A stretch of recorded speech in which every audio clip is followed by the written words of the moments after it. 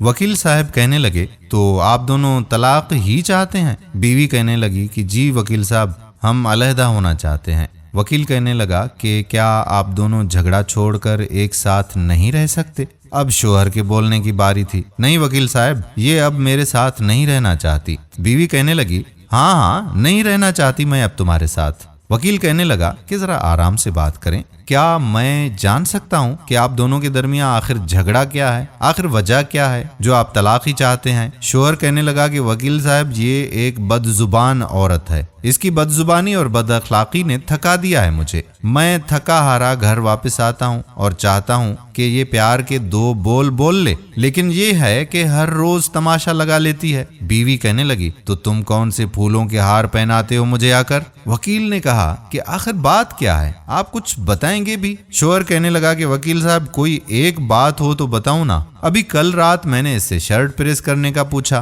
तो इसने 100 बातें सुनाई हैं मुझे। बोलती है कि टाइम नहीं मिलता, तुम्हारे माँ बाप को संभालूं, खाना पकाऊं, घर के काम करूं। स्यापे ही स्यापे हैं, ना दिन का पता चलता है ना रात का। वकील साहब, मैंने एक गिलास पानी क्या मांगा, बोलने लगी कि तुम्हारी टांगें थोड़ी ना टूटी हुई हैं, खुद जाकर क्यों नहीं पी लेते? बीवी कहने लगी कि तुम्हारी बीवी हूँ, गुलाम नहीं हूँ मैं तुम्हारी। शोहर ने कहा कि तुम अपनी जुबान को लगाम देती हो कि करवाऊं तुम्हें चुप?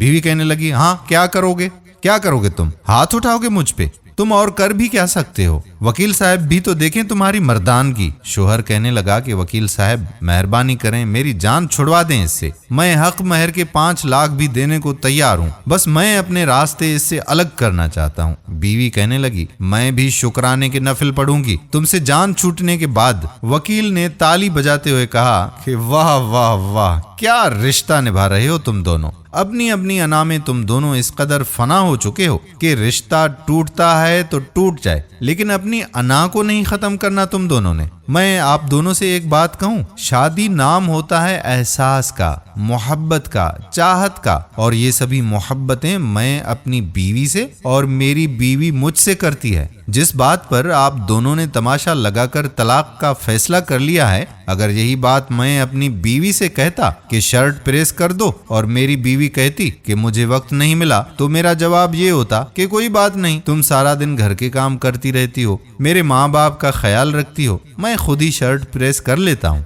और हाँ, आपको ये भी बताता चलूं कि जब मैं ऐसा करता हूं तो मेरी बीवी का जवाब भी ये होता है कि आप भी तो काम पर जाते हैं, सारा दिन काम करते रहते हैं और थकते हैं, अपना ख्याल ही नहीं रखते आप। ये दोनों सूरतें एक हैं, सिर्फ एहसास और मोहब्बत का फर्क है। थोड़ा सोचें, फर्क सिर्फ इतना सा है, आप दोनों अपने अपने हुकूक की बात करते हैं, अपनी अपनी जात का सोचते हैं, जबकि मैं और मेरी बीवी एक दूसरे का एहसास करते हैं और आपस में चंद मीठे बोल बोल लेते हैं, और यही एहसास और बोल हमारी जिंदगी को जन्नत बनाते हैं। हमें अपने रिश्तों में तहम्मुल, एहसास और बर्दाश्त को अहमियत देनी होगी। उम्मीद करता हूँ कि आपका फैसला शायद बदल गया हो। आप मेरे कहने पर जिंदगी को एक मौका दें, एक दूसरे का नफरतें भुलाकर मोहब्बतें बांटें, एक दूसरे को सीने से लगाएं।